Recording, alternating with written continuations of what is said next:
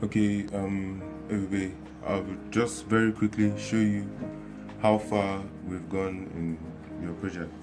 If you remember from the image I showed you yesterday, this here is the pump driver.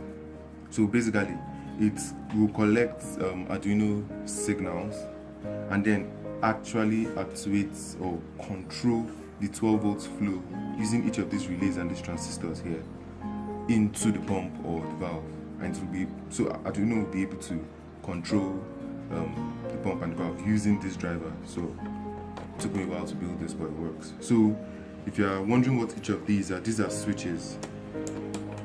Each of these are ordinary switches. Now the main reason why they're there is they are override switches. They are manual override switches. If say the pump is doing something that you don't want the pump to do, or maybe something goes wrong and you want to stop the pump or keep the pump on, you can use these switches and to override what Arduino says. So basically, even though the Arduino is not even plugged in, or even though Arduino is down at the moment or something, or there is no microcontroller at all, you can still use this to control each of the pumps as long as the circuit is plugged in.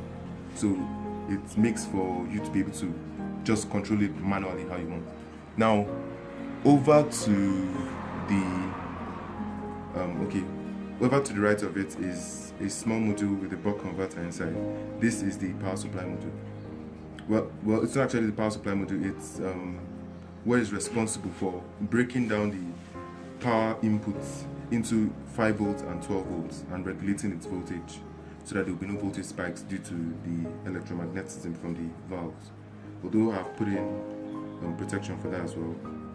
So that's why there's a buck converter there. This is the solenoid valve. I've tested it, it seems to work fine. So we're not going to have any issues with the pump, with the valve, using valves. So this is the valve.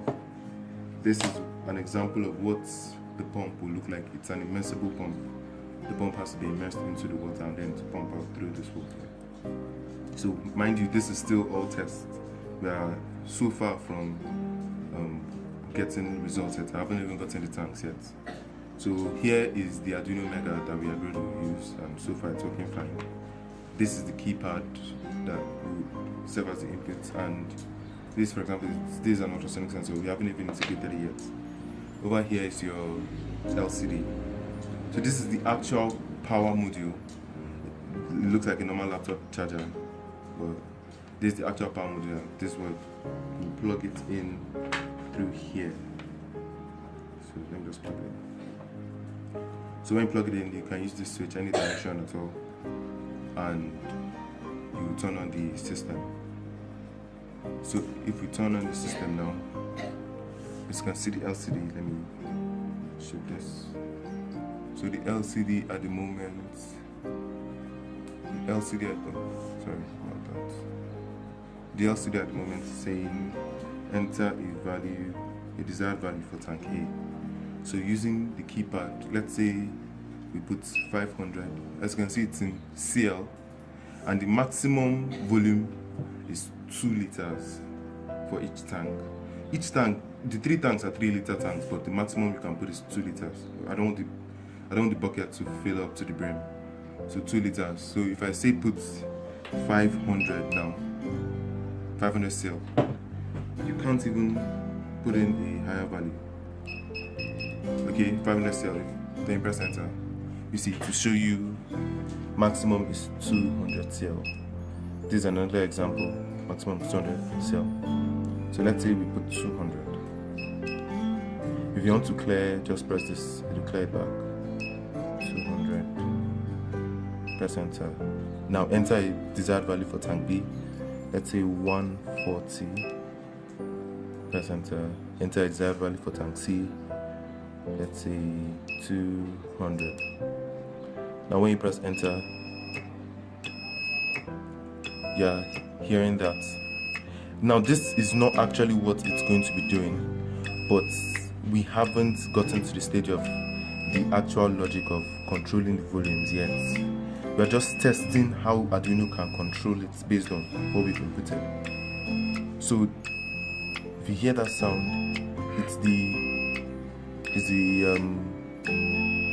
solenoid valve tripping on and off, and this is the this is the relay that is stripping it on and off, and it's receiving that signal through this point here. So for example, if I unplug this, you notice this light stops blinking because it has stopped receiving the signal to trip on and off. Now, here's what this switch is for. I will demonstrate what those switches are for now.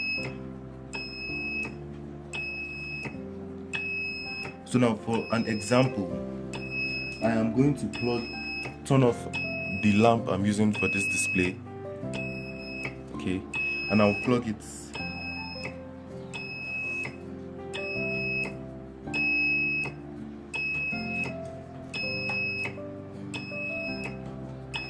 And I'll plug it into one of those relays.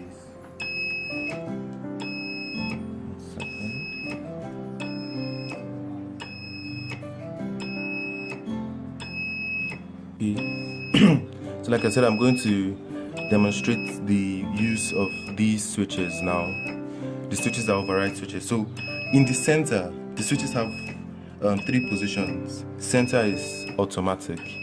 In the center, Arduino takes control. Up like this is off. It will switch off and ignore whatever Arduino says and switch off that point.